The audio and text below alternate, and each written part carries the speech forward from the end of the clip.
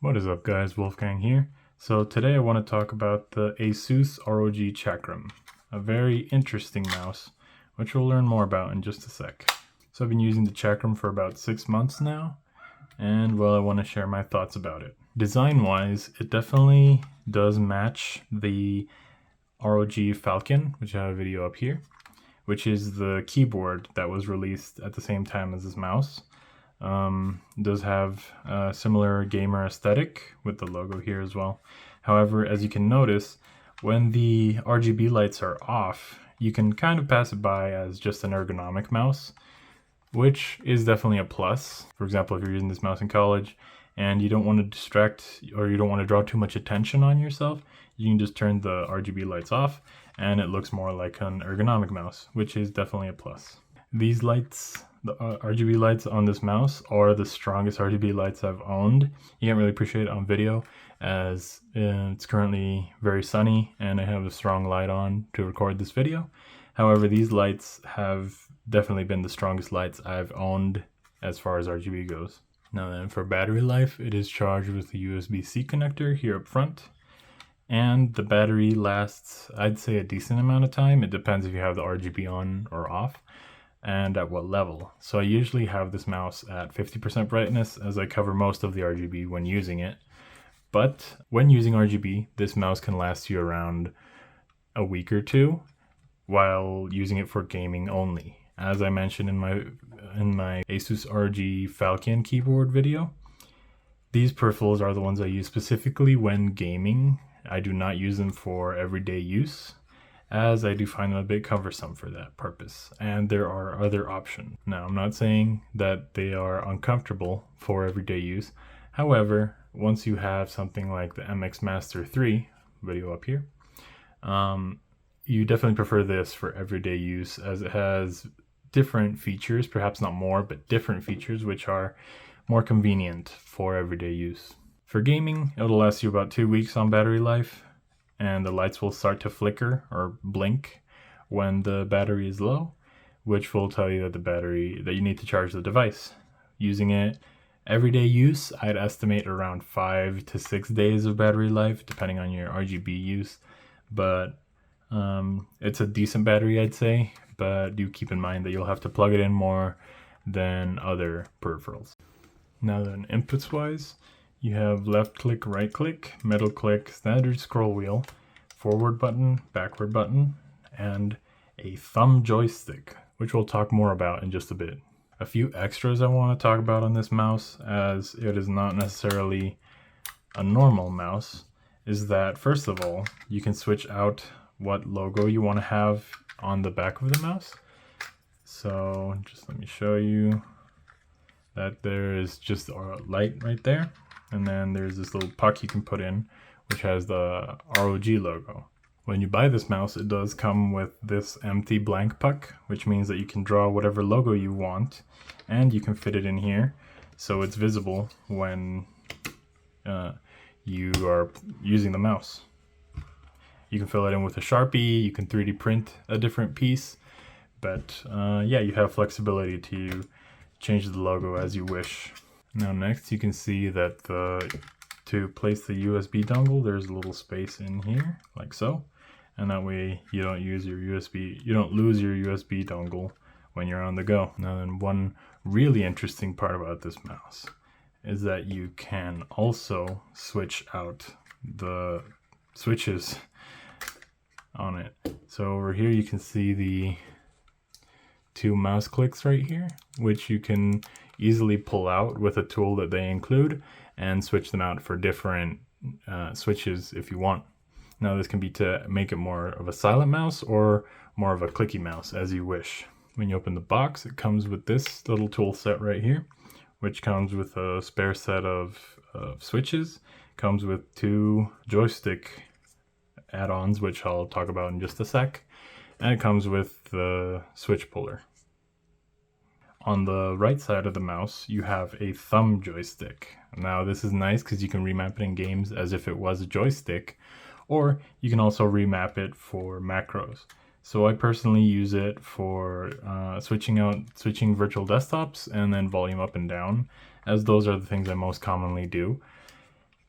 However, you can remap it as you want in the software, which you can see right here, and which is Armory Crate, and it's really useful. You can also, so I'm currently using the standard height thumb joystick, but in the kit there's also a larger one or taller one, and there's also a flat one in case you don't want to play around with the joystick and you just want a normal mouse.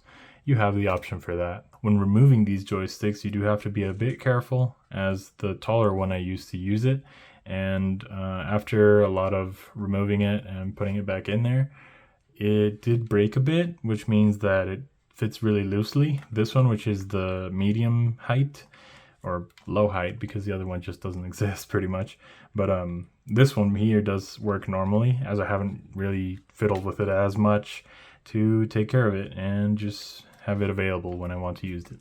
And as well, it does come with the really nice USB cable to USB-C, and you can use to charge the mouse or use it for data with other devices. Another few extras that this mouse has is that it has Bluetooth, as well as the 2.4 gigahertz receiver and wired functioning as well. So you have several ways to connect it. You can use this button here to pair your devices with Bluetooth, and this button over here is also to switch out the DPI. Now it's in a strange position, as you'd have to lift it up and click a button with your other hand probably, because with your same hand it's a bit uncomfortable. But you have the option to, quicker than just software, switch out the DPI that you're using. And then last but not least, it does have wireless charging, which if you have a mouse mat with a wireless charger, or just have a wireless charger lying around, you can definitely just leave it there for the night or whatever. That way you never run out of battery. And that's definitely a useful feature, although niche feature. Price wise, it is $160, which is pretty high for a mouse, but in the niche circumstance, which I'll talk about in just a bit, this mouse is worth it. And although you can find similar mice for cheaper, there's a niche crowd that will really enjoy this mouse more than any other. Now then, as for a few annoyances with this mouse, as with the keyboard, with the USB receiver, you cannot pair other devices to it.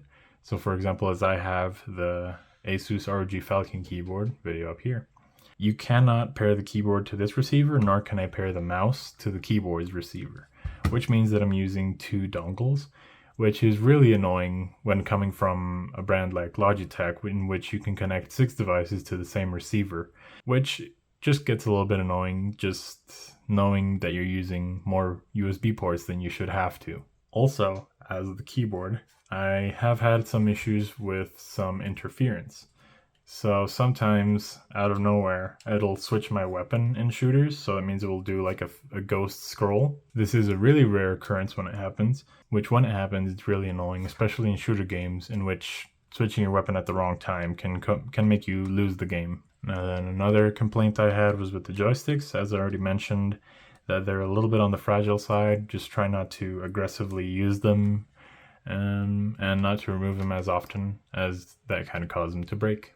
And then, last but not least, it's actually with the software itself. So,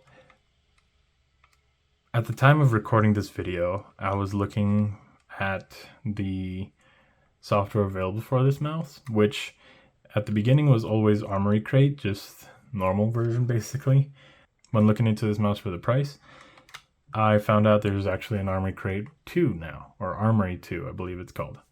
So I tried to download this software to see if there was anything new, and well, it did not download on the official ROG site, which I'll show a video here if it's still present. If not, they might have fixed it from the time of editing and uploading this video. But at the time of recording this video, it was not working, which means I could not mention it as the correct software for this mouse. So in conclusion, this is a really niche mouse.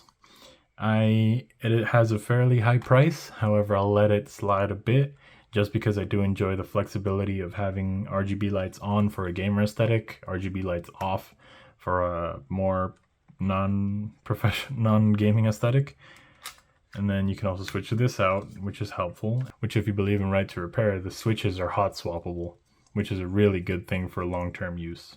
I also appreciate the joystick, although very niche, it's also a really innovative idea, which it is weird to use in games as a normal joystick, but I do appreciate them trying new things and letting us just play around with them and see what we like to do with them. However, using it can be somewhat awkward for some people.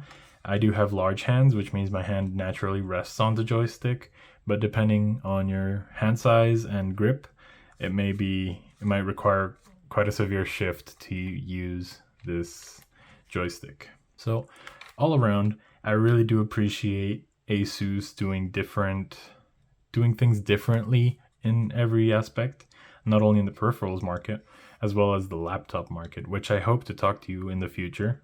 Asus, please sponsor me. And I really do appreciate it because it gives you opportunities to play around with new things and do stuff that you can't do with any other device. Thank you very much for watching, guys. Have a great day.